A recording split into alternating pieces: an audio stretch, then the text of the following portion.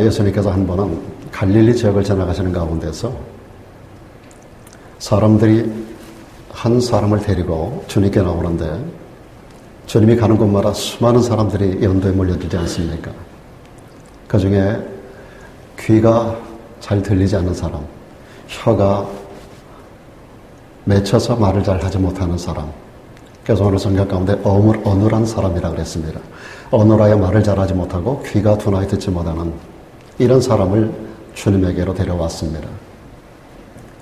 어느 시대든지 어떤 상황 가운데서든지 이 주님 앞에 믿음을 가지고 나오는 사람들은 그들의 여러 가지 모든 문제가 다양하지만 해결받지 못한 자가 없는 줄로 믿습니다. 주님은 치유하시는 하나님이기 때문에 주님께 나오면 문제가 해결되지 못하는 일이 없는 겁니다. 자, 그런데 오늘 본문에 보면 예수님께서 이 환자를 치료하시는 방법이 아주 독특하게 기록되고 있습니다. 말씀 가운데 보시면 손가락을 그의 양귀에 넣습니다. 그리고 주님이 침을 뱉어서 그의 혀에다가 댑니다. 그리고 나서 하늘을 우러러 탄식하면서 선언합니다. 에바다 하는 순간에 그 귀가 열리고 맺힌 혀가 풀려서 말을 분명하게 하는 놀라운 기적의 역사가 만들어지는 걸 볼 수 있습니다.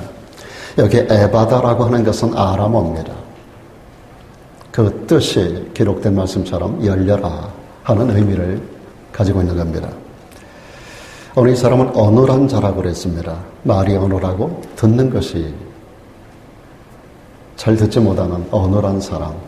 이 어눌하다고 하는 단어가 헬라어 보면 모기랄리스라는 단어입니다.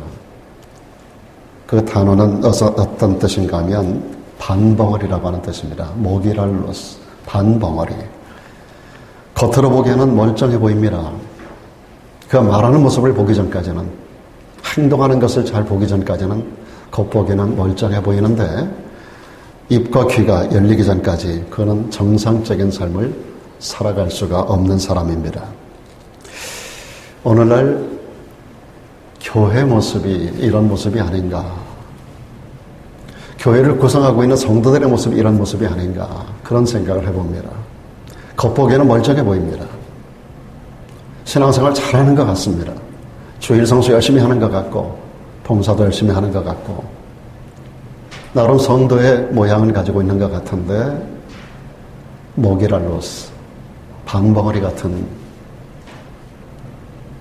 제 기능을 잘 감당하지 못하는 그러한 교회와 성도들이 오늘날의 이 세상 가운데 넘쳐나고 있지 않는가라고 하는 생각을 하게 됩니다. 여러분, 육체 장애도 안타깝지만 육체 장애보다도 안타까운 것은 영적인 장애입니다.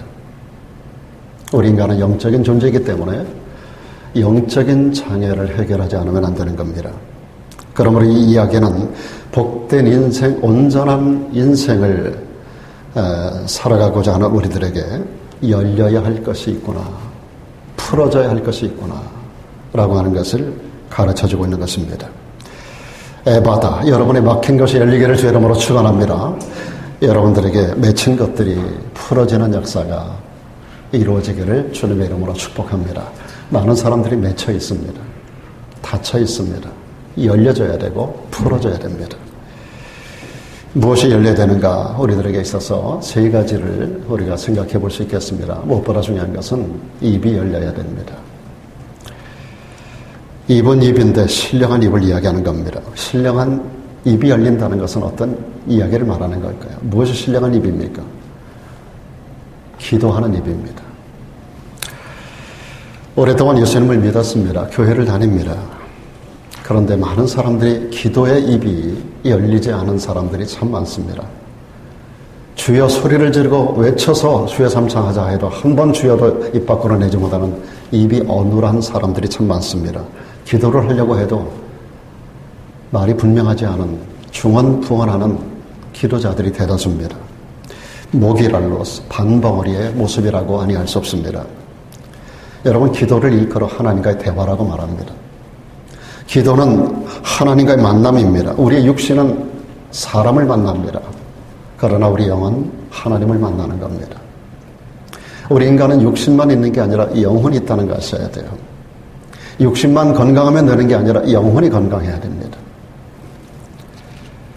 사람은 누구를 만나는가에 따라서, 그리고 누구를 자주 만나는가에 따라서 그 대상을 닮아가게 되어 있습니다. 도둑놈을 자꾸 만나면 나도 어느 날 도둑질 하고요. 깡패를 자꾸 만나고 다니면 어느 날 나도 깡패짓 합니다. 마약 중독자를 자주 만나면 어느 날 나도 모르게 마약을 하고 있는 모습을 발견하게 됩니다. 늘 땡기는 거 좋아하고 노름하는 거 좋아하는 사람들 만나면 나도 그 현장 가서 앉아서 밤새 그 짓 하고 있는 걸 알게 됩니다. 저는 라스베가스 어느 때 가가지고 호텔을 들어가는데 그 라스베가스는 되게 아래층에 전부 다 이 슬롯 머신이 다 있지 않습니까? 거기를 통과해서 위로 되게 올라가게 돼 있잖아요. 저녁 때 어떻게 화려하게 생긴 어떤 여성분인데 몸도 이렇게 퉁퉁하고 어떤 슬롯 머신에 앉아가지고 복도 있는 쪽인데 담배를 꼬나 물고 그리고 거기서 이 땡기는 모습을 제가 한참을 쳐다봤어요. 저녁 때인데 그 모습이 너무 특이해서 그리고 올라갔다가 아침에 식사하러 내려오는데 그 시간까지도 그 자리에 앉아서 계속 가는 거예요. 밤새도록. 그 시간이 몇 시간 지났는지 잘 모르겠어요. 아마 한 10시간은 지났을 거예요. 좋게. 저녁 때부터 그날 아침에 밥 먹을 때까지 계속 그러고 있는 거예요. 사람은 누구를 만나는가, 어떤 환경에 내가 심취해 있는가, 누구의 말을 듣는가에 따라서 내 인생의 모습이 변화가 되는 겁니다. 여러분, 모세를 최근에 우리가 출애굽기를 통해서 매일같이 만나고 있지 않습니까? 모세에 대하여 성경이 뭐라고 이야기합니까? 모세는 여러 가지로 그에 대한 표현이 나오는데 그는 하나님을 날마다 대면한 자로 기록되고 있습니다. 날마다 하나님을 대면하여 말했던 사람. 그래서 모세의 모습이 신령했어요. 모세는 바로왕 앞에 섰을 때 바로에게 신과 같은 존재였습니다. 그의 양 아론에게도 그는 신이라 불렸습니다. 그의 모든 백성들이 그 얼굴을 감히 바라보지 못했습니다. 얼굴에 광채가 났기 때문에요. 하나님을 자주 만나면, 하나님과 자주 대화를 하면 그는 매일같이 회막에 나가서 하나님과 대화합니다. 여러분, 성막이 지어지기 전에도 진중에서 멀리 떨어진 곳에 회막을, 텐트를 쳐놓고 거기서 하나님을 매일같이 만납니다. 백성들은 모세가 회막을 향해서 가는 모습을 뒤에서 바라봅니다. 회막에 들어가서 모세가 했던 건 다른 거 아닙니다. 하나님을 만나는 일이에요. 하나님과 대화하는 일이에요.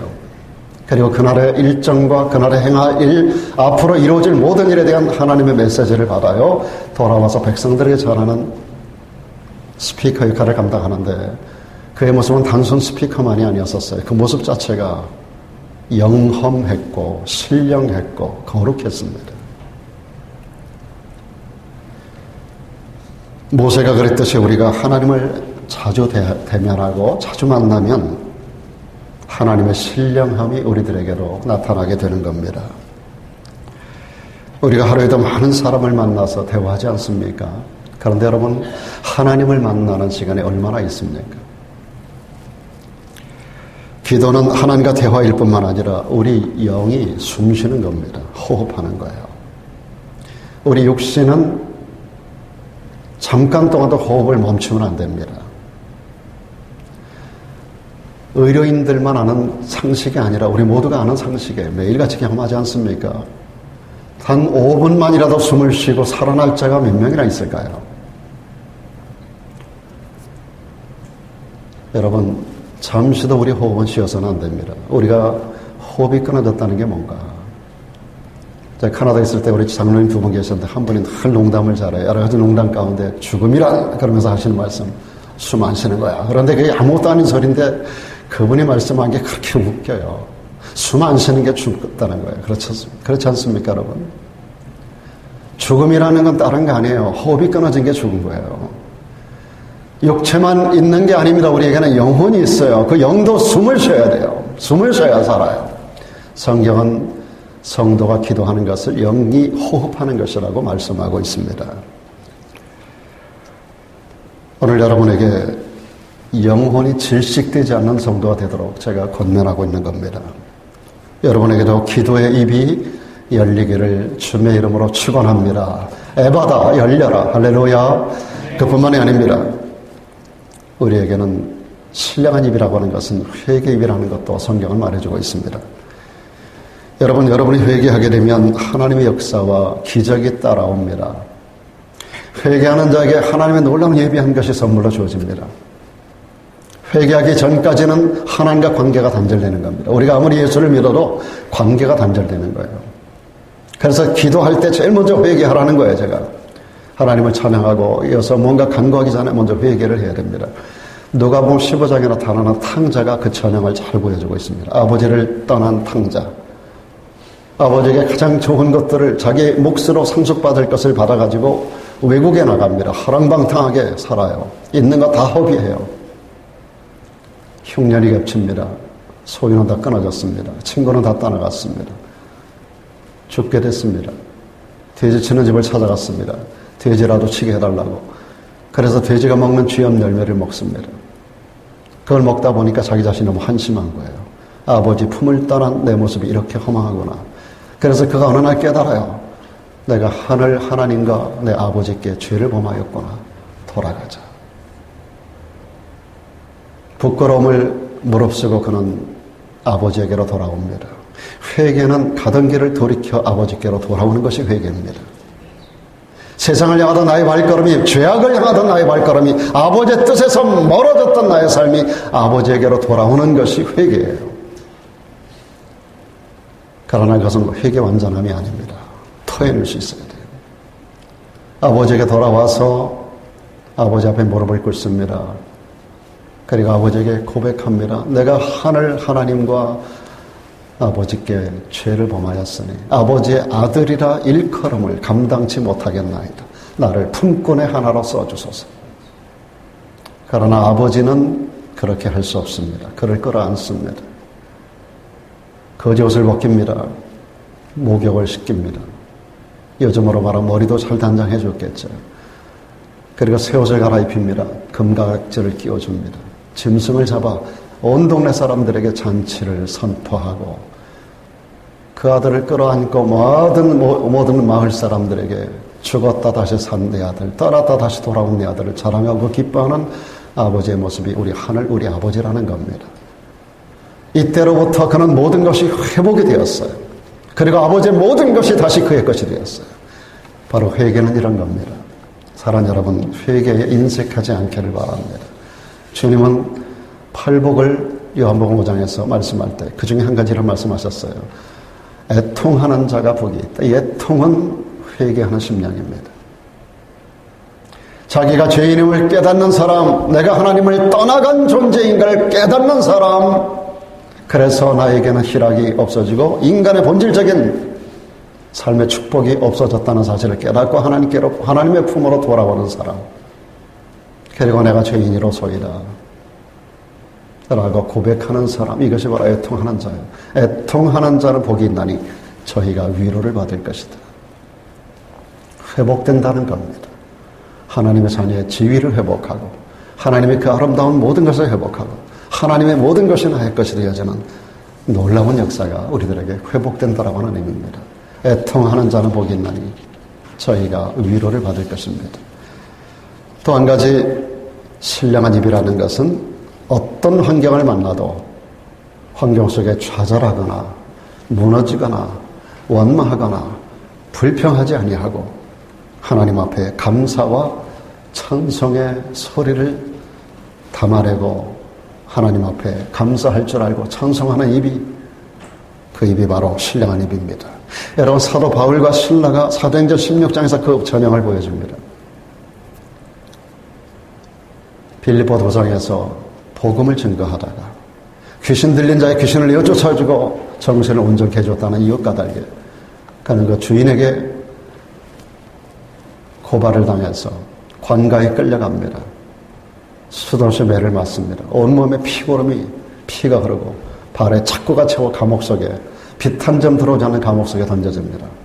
너무 매를 많이 맞아서 온몸이 쑤시고 피고름이 나고 발은 착고가 채워져 자유롭게 움직일 수도 없고 옥문은 갇히고 든든하게 보초는 지켜서는 그 현장에서 그날 밤 놀라운 일이 이루어집니다.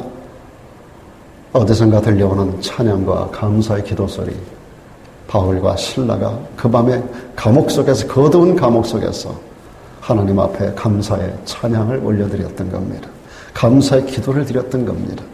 그럴 때 기적이 일어납니다. 그들의 발목을 잡고 있던 착고가 풀어집니다. 갇혔던 가운데서 감옥문이 열립니다. 땅이 진동을 합니다. 얼스퀘이크라기보다도 그 감옥 전체가 진동을 합니다. 착고가 풀어지고 감옥문이 열리고 그리고 진동을 하는 가운데서 깜짝 놀랍겐 간수가 어인일인가 그런 가운데서 그의 자살을 막고 그의 집으로 초청을 받고 그리고 그날에 기적이 일어납니다. 간수가 회개하여 구원을 받고 그 문중에 예수를 믿고 그 이후 그 가정이 빌립보 도성의 첫 번째 교회로 세워지는 위대한 역사가 일어납니다. 성경에 나타나는 수많은 교회 가운데 가장 기쁨이 감사가 충만한 교회가 빌립보 교회입니다. 이 교회가 이 간수를 통해 이루어지는 그 역사가 이루어지게 된 동기가 바울과 실라가 그 절박한 환경 속에서 하나님께 감사의 기도를 드리고 찬양했었던 연유로 나타난 결과였던 것입니다. 여러분 아시는 대로 욥은 자녀들을 한순간에 10명을 다 잃어버려요. 재산을 다 잃어버려요. 동방에서 가장 큰 부자예요. 가장 잘 나갔던 사람이에요. 모든 사람에게 존경을 받았던 사람이에요. 어느 날 갑자기 자식이 다 죽고 재산이 다 날아가고 그 와이프도 떠나가고 그 홀로 남고 그리고 그 몸에는 악창이 들고 옷을 벗어던지고 몸에는 여러분 그 몸이 사람 몸이 어느 정도가 되면 그 정도 될지 전 상상이 잘 안 가는데 구더기가 몸을 덮었다 그랬어요. 구더기로 갑옷을 입은 것처럼 몸을 덮어버렸어요. 얼마나 피고름이 나면 구더기가 생겨서 거기다 온갖 벌레가 와서 거기다 똥을 싸고 알을 낳고 이것이 까가지고 온몸이 구더기로 덮였어요. 그런 상황에 온몸을 개화장으로 제 위에 앉아서 벅벅 끓고 있는 욥의 모습이 얼마나 비참했을까요? 거기다 친구들은 와서 그를 조롱합니다. 너 죄 때문이야. 네 죄 때문이야. 의인 욥에 대하여 이렇게 가차없이 임했던 수많은 고난 가운데서 욥은 이렇게 선포합니다. 주신 자가 여호와 아닌가. 자식을 주셨고 물질을 주셨고 아내를 주셨고 친구를 주셨고 건강을 주셨고 모든 걸 주신 분이 여호와라면 내게서 가져가는 분도 그분이 하실 수 있는 일이다. 중요한 것은 여호와의 이름이 이 상황 속에서도 찬송을 받으실지로다라고 고백합니다. 여러분 오늘 우리의 믿음이 이 정도 성숙해야 우리가 하나님 앞에 신령한 자, 신령한 입을 가진 자라고 말하지 않겠습니까? 그리고 또 하나 전도하는 입이 신령한 입입니다. 이사야 56장 10절에 보면 자기 사명을 다하지 못한 파수꾼들을 향해서 벙어리 개라고 묘사하고 있습니다. 오늘 저들 여러분도 사명자입니다. 모든 성도들에게 동일하게 허락된 사명이 전도의 사명입니다. 너희는 가서 모든 족속으로 제자를 삼아 아버지와 아들과 성령의 이름으로 침례를 주고 내가 너희에게 분부한 모든 것을 가르쳐 지키게 하라. 여러분 이 말씀은 제자들에게만 주시는 말씀이 아니에요. 너희는 온 천하에 다니며 여러분 때를 얻든지 몰았든지 우리들에게 주님께서 명령한 모든 그리스도인들에게 주어지는 가장 큰 지상 최대 명령이 복음 증거의 명령입니다. 우리 모두는 입을 열어서 복음을 전할 수 있어야 돼요. 그 입이 닫힌 자가 신령한 입이 닫혀 있는 것입니다. 그런 자를 여기 이사야는 벙어리 개라고 말하고 있습니다. 개는 짖어야 제 역할을 하는 것인데 짖지 못하는 개. 성경은 전도하는 자들에게 자랑의 면류관을 주신다라고 데살로니가전서에서 말씀하고 있습니다. 모기랄로스 반벙어리. 여러분의 입이 열리기를 주 이름으로 축원합니다. 에바다의 은혜가 있기를 축원합니다. 이를 위해서 여러분 기도의 입이 열리고 회개의 입이 열리고 감사와 찬송의 입이 열리고 전도하는 입이 열리기를 주님의 이름으로 축복합니다. 입만이 아닙니다. 신령한 귀도 열려야 됩니다. 어느 지체든지 우리 몸에 중요하지 않은 기관이 어디 있겠어요. 머리끝부터 발끝까지 모든 기관 하나하나가 모든 지체 하나가 다 귀하지만 듣는 귀, 정말 중요하다고 말할 수 있습니다.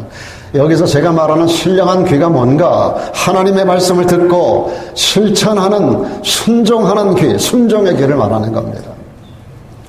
여러분, 하나님의 말씀은 듣기만 하고 끝나는 것이 되면 안 됩니다. 그래서 성경은 뭐라고 해요? 듣기만 하고 자기를 속이는 자가 되지 말라는 거예요. 듣기만 하고 머리에만 지식으로 채워넣는 자가 되지 말고, 머리에 가진 지식이 가슴으로 내려와서 가슴이 뜨거워져야 돼요. 여러분, 머리가 뜨거워지면 사람이 병들어요. 많은 사람들이 하나님의 말씀을 배우는 걸 좋아해요. 배우는 거. 지식적으로 머리에 많은 지식을 쌓아놓아요. 성경 공부를 하면 다 찾아다니고 듣는 일에 열심히 해요. 그런데 이 머리에 든 지식이 가슴으로 안 내려와요. 머리만 뜨겁고 가슴이 냉랭해요. 가슴이 냉랭하고 머리만 뜨거우면 사람이 병들어요. 머리는 냉철해야 돼요. 이게 가슴으로 내려와야 돼요. 이게 한 뼘밖에 안 되는 것 같고 30cm밖에 안 되는 것 같은데 머리에서 가슴으로 내려오는 게 30년도 걸리고 죽을 때까지 안 내려오는 사람도 있어요. 가슴이 뜨거워야 돼요. 이게 바로 신령한 귀가 열린 사람의 모습입니다. 여러분, 들었으면 행함으로 나타내는 그런 귀, 이게 신령한 귀가 열리는 것인 줄로 믿습니다. 예수님은 소아시아 7교회에 요한계시록 2장과 3장에 편지하는 장면이 나와요. 편지할 때마다 모든 교회들에게 주시는 말씀의 맨 끝에 꼭 주님께서 거기다 사인을 하듯이, 우리가 도장을 딱 찍듯이 거기다가 맨 끝에 주시는 말씀이 있어요. 누구든지 이 예언의 말씀을 듣는 자는 귀 있는 자, 귀 있는 자는 이 말씀을 들어라라고 하는 말씀을 거기다가 꼭 말씀해 주셨어요. 복 있는 자라 그랬어요. 그래서 귀 있는 자는 성령이 교회들에게 하시는 말씀을 들어라. 성령이 하시는 말씀, 하나님께서 하시는 말씀을 듣고 순종하는 귀가 신령한 귀입니다. 여러분, 아담과 하와 잘 아시죠? 인류의 시조 아닙니까? 아담과 하와, 그들이 하나님의 말씀을 들었습니다. 알았습니다. 그러나 순종하지 않았어요. 오히려 사탄의 말에 귀를 기울입니다. 그러다가 그들의 인생이 망가집니다. 에덴 동산에서 내어쫓김을 당해요. 낙원을 상실하고 맙니다. 여러분, 빌라도 총독이 그 아내를 통해서 하나님의 말씀을 들었던 거 아시나요? 예수님을 재판하는 현장 가운데서 그 아내가 그 전날 밤에 꿈을 꿨어요. 그 꿈 속에 하나님의 음성을 들은 거예요. 지금 당신이 취조하고 있는 그 앞에 있는 예수라고 하느니, 나도 그분을 잘 모르지만 꿈에 보니까 그 사람은 죄가 없다더라, 의인이라더라, 그 사람에게 아무런 일도 하지 말라고 하는 그 말을 사람을 보내서 자기 남편에게 전합니다. 그 이야기가 마태복음 27장에 나와요. 총독이 재판자리에 앉아서 예수님을 취조할 때입니다. 그 아내가 사람을 보내서 그 남편에게, 빌라도 총독에게 하는 말입니다. 저 옳은 사람, 의인을 아무 상관도 하지 말아라. 오늘 꿈에 내가 그 사람을 인하여 애를 많이 썼다라고 그는 말합니다. 여러분, 이것은 하나님의 음성이었어요. 그런데 빌라도는 이 하나님의 음성보다도 그 앞에 떠들고 예수를 십자가에 못 박으라고 외치는 군중들의 소리에 더 귀를 기울입니다. 오늘 성도들의 문제가 뭐냐면 하나님의 말씀을 몰라서 문제가 아니에요. 우리가 세상을 살아가다 보면 수없이 많은 말들이 들어와요. 하나님의 말씀이 들어오고 사탄의 말이 들어오고 사람의 말이 들어와요. 인간의 영, 마귀의 영, 하나님의 영, 세 영이 우리의 영을 강타합니다. 언제나 우리가 하나님의 말씀만 듣는 게 아니에요. 사람의 말이 들려오고 마귀의 음성이 들려와요. 인간의 영, 사탄의 영, 그리고 성령의 영, 하나님의 영, 이 세 영이 우리들에게 늘 말씀을 해요. 우리가 어떤 말에도 귀를 기울인가. 제가 말씀드렸던 대로 아담과 하와가 하나님의 말씀이 아닌 사탄의 말에 귀를 기울였어요. 그럴 때 그들은 타락하고 말았던 거예요. 여러분, 헤롯 대왕이 침례 요한의 책망을 받아요. 헤롯 대왕이 자기 동생의 아내를 겁탈했어요. 가지고 자기 침상으로 끌어들여요. 이것이 잘못됐다고 아무도 말하지 않아요. 그럴 때 침례 요한이 담대하게 그에게 죄를 지적합니다. 이것 때문에 침례 요한이 감옥에 갇혀요. 그 일로 인해서 결국에 침례 요한의 목을 참수합니다. 여러분, 헤롯이 하나님의 음성을 들었어요. 그러나 헤로디아라고 하는 그 간악한 여자의 말을, 사탄을 통하여 들려오는 인간의 말, 그 말을 듣고 침례 요한의 목을 칩니다. 우리는 세상을 살아가면서 언제나 하나님의 음성을 들어요. 모르지 않아요. 하와도 알고 있었어요. 헤롯도 알고 있었어요. 빌라도도 알고 있었어요. 하나님의 뜻이 뭔가를 알아요. 그런데도 불구하고 사람의 말, 사탄의 말은 반역하는, 대적하는 말이거든요. 그 말에도 귀를 기울일 때 우리 인생이 망가지는 거예요.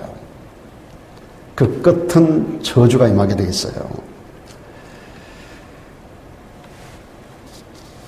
그러나 다윗 같은 사람은 범죄했을 때 나단 선지자를 통해 들려오는 하나님의 음성을 듣고 무릎을 꿇습니다. 회개하고 들을 귀를 열어 그 앞에 꼬꾸라집니다. 금식하고 회개하고 그로 인해서 하나님의 은혜를 덧입습니다. 그래서 하나님은 사도행전 13장 22절에서 그에 대한 평가를 이렇게 합니다. 내가 이세 아들 다윗을 만나니 내 마음에 합한 사람이야. 하나님 마음에 합하다 보니 어떻게 하겠다는 거예요? 내가 그를 통해서 내 뜻을 이루게 하는 존재로 쓰겠다는 거예요. 내 뜻을 다 이루게 하리라. 이 말씀이 성취된 줄로 믿습니다. 이 말씀이 어떻게 성취되는가? 그 후손 가운데 예수 그리스도가 오시게 돼요. 아버지의 뜻이 뭐예요? 인류를 구원하는 역사예요. 그 역사를 그의 후손 예수 그리스도를 통하여 인류 구속의 주가 되게 하는 역사를, 아버지의 뜻을 이루는 도구가 된 줄로 믿습니다. 다윗이 이때 회개하지 않았으면 다윗은 버림받았을 거예요. 나단 선지자를 통하여 하나님의 음성을 들었을 때 그 앞에 꼬꾸라집니다. 회개합니다. 회복됩니다. 그리고 이 말씀을 들어요. 내 마음에 합한 자야. 내가 그를 통해서 내 뜻을 다 이루게 할 거야. 그 뜻이 예수 그리스도를 오게 하는 루트를 열어가고, 그리고 그 가운데 예수 그리스도가 이 땅에 오시고, 그리고 예수님을 통하여 인류를 구원하는, 구속하는 아버지의 뜻, 아버지의 뜻, 그 뜻을 이루는 도구로 다윗이 쓰임을 받았던 겁니다. 세상의 모든 소리는 하나님의 음성이 아니면 사탄의 소리와 인간의 소리라는 거 여러분 꼭 기억하셔야 됩니다. 우리가 어떤 음성에 귀를 기울이는가 따라서 우리 인생의 결과가 달라집니다. 여러분 잘 아시는 삼손, 하나님의 말씀을 알았어요. 그러나 유혹해오는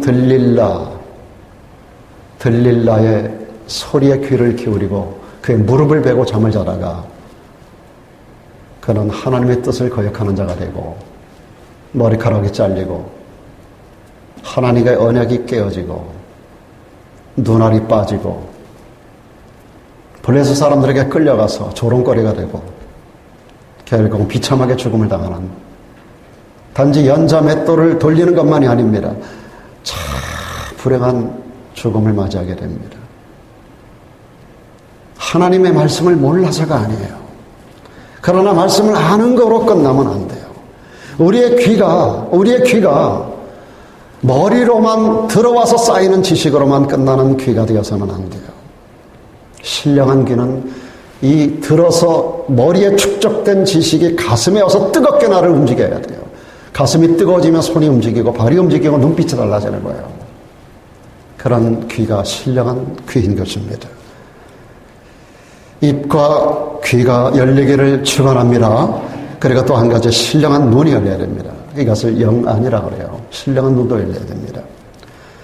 신령한 눈이 열리면 천국이 보입니다. 신령한 눈이 열리면 신령한 세계가 보입니다. 여러분 스데반 집사님, 사도행전 6장 7장에 기록되고 있는 스데반 집사님에 대한 이야기 여러분 잘 아시죠? 그가 전했던 것은 두 가지 메시지입니다. 십자가의 복음과 부활의 복음입니다. 이것이 복음의 핵심이에요. 예수께서 우리를 위하여 십자가 지셨다라고 하는 십자가의 복음, 이것으로 완성되지 않습니다. 주님이 부활하심으로 복음을 완성하세요. 십자가의 복음과 부활의 복음, 그가 친히 보고 들었던, 주님께로부터 들었던 말씀을 증거하다가 그는 돌에 맞아 순교합니다. 순교하는 현장 가운데서 그 얼굴을 성경은 천사의 얼굴과 같았다라고 말합니다. 그 현장 가운데서 스데반 집사가 보았던 게 있어요. 뭘 봤어요? 그는 입으로 귀로가 아니라 눈으로 뭘 보았어요? 여러분 사도행전 7장에 보면 스데반이 성령 충만 하늘을 우러러 주목하여 보니까 하나님의 영광이 보이는 거예요. 그리고 예수께서 하나님 우편에 서신 것을 보았습니다. 보라 하늘이 열리고 인자가 하나님 우편에 서신 것을 내가 본다 그랬어요. 이 눈이 열려야 됩니다. 여러분 영안이 열리면 하나님의 영광이 보이게 돼 있어요. 눈이 열리면 인자 예수 그리스도를 보게 됩니다. 성경은 우리 믿음의 주 온전케 하시는 예수를 바라보라고 말씀합니다.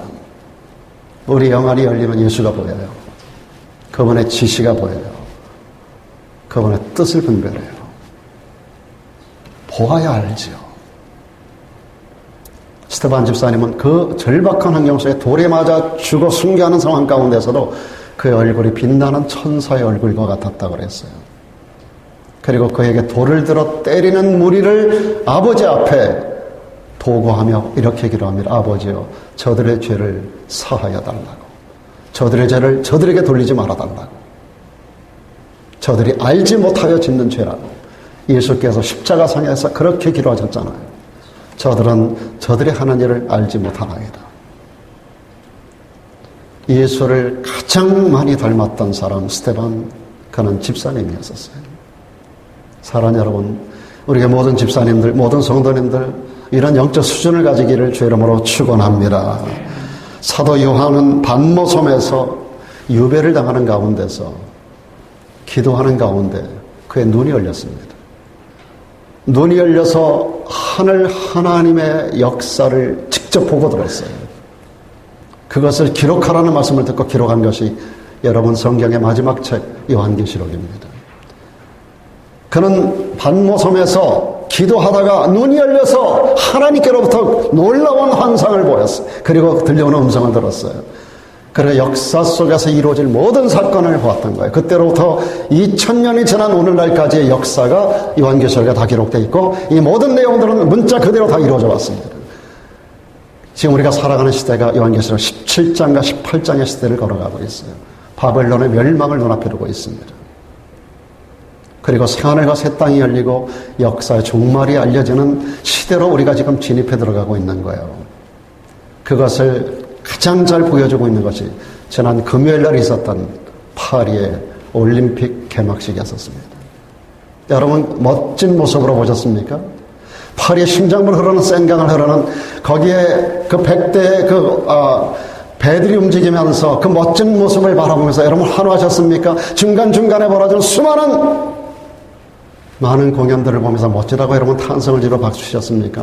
전 세계인이 지켜보는 가운데 벌어지는 그 역사 현장이 어떤 모습인지 아세요? 얼마나 죄악된 모습이고 하나님을 대적하고 성경의 진리를 왜곡하고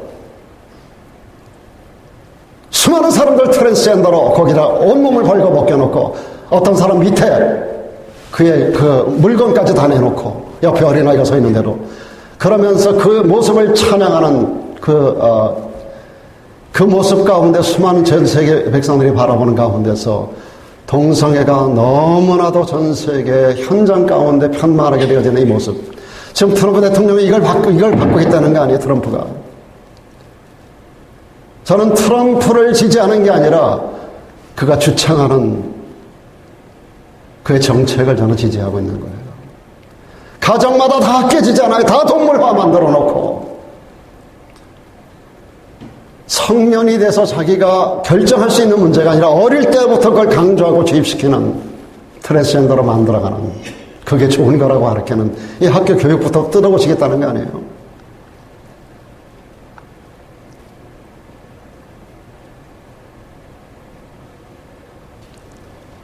아이들을 배해서 함부로 인간 스스로 결정해서 아이들의 생명을 죽이지 못하게 하겠다는 거 아니에요. 가정을 다시 살리겠다는 게 아니에요.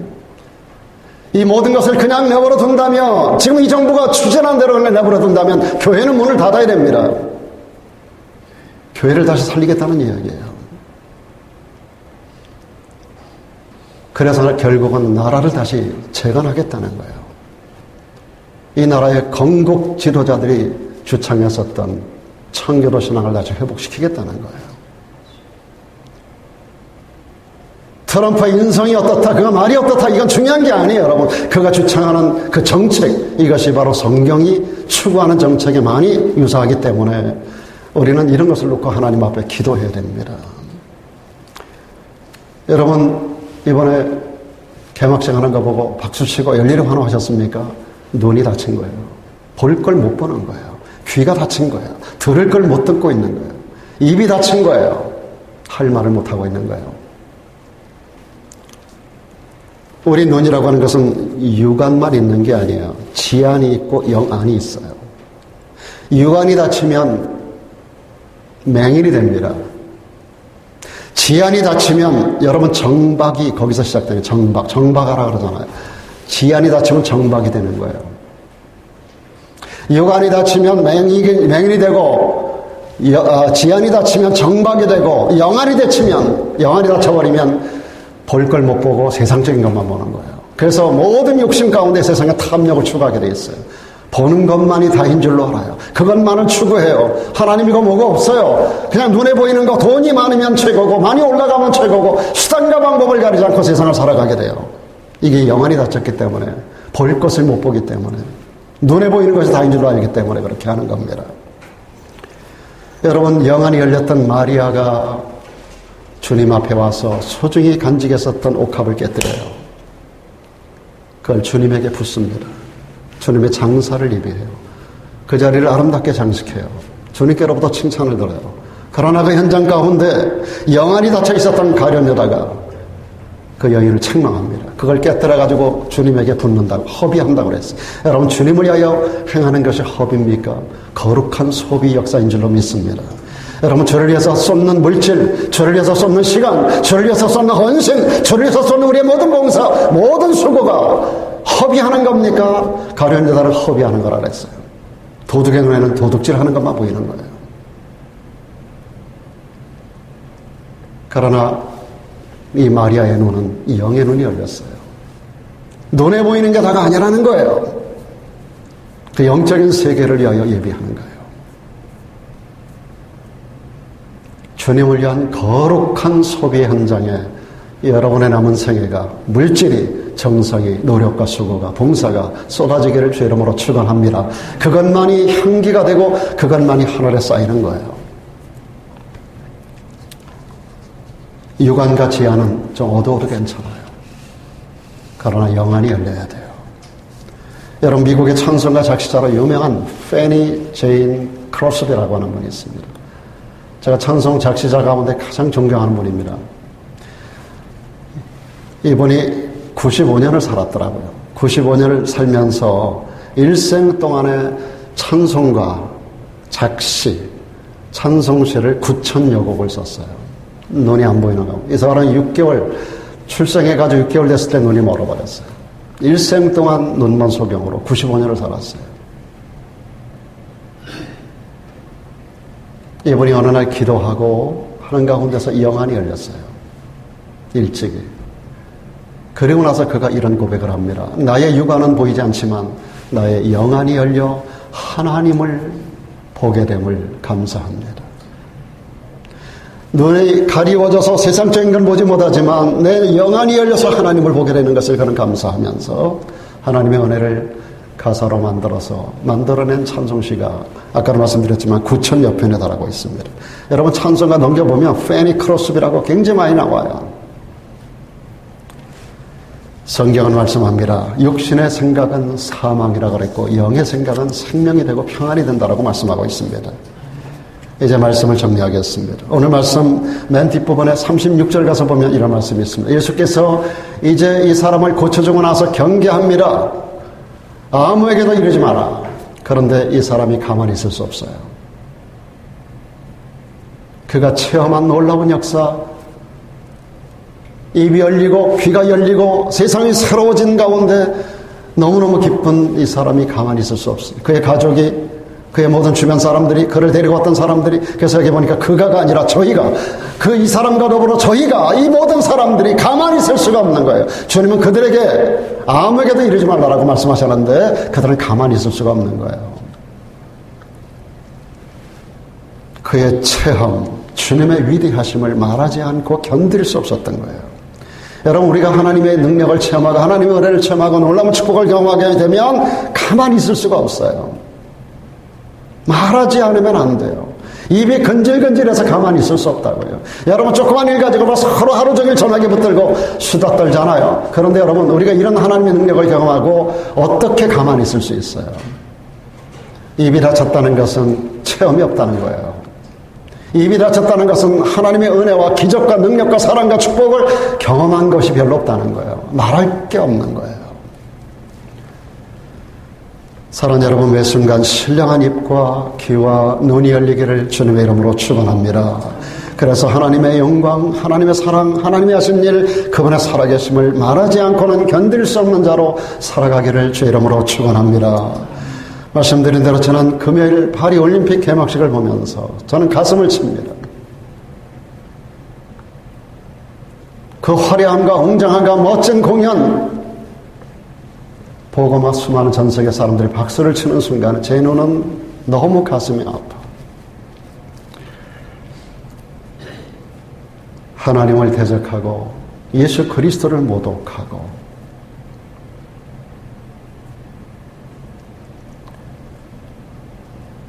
마지막 때 일어난, 로마서에 기록된 마지막 때 일어나는 현상인 동성애가 온 세상에 편만하고 그것이 메인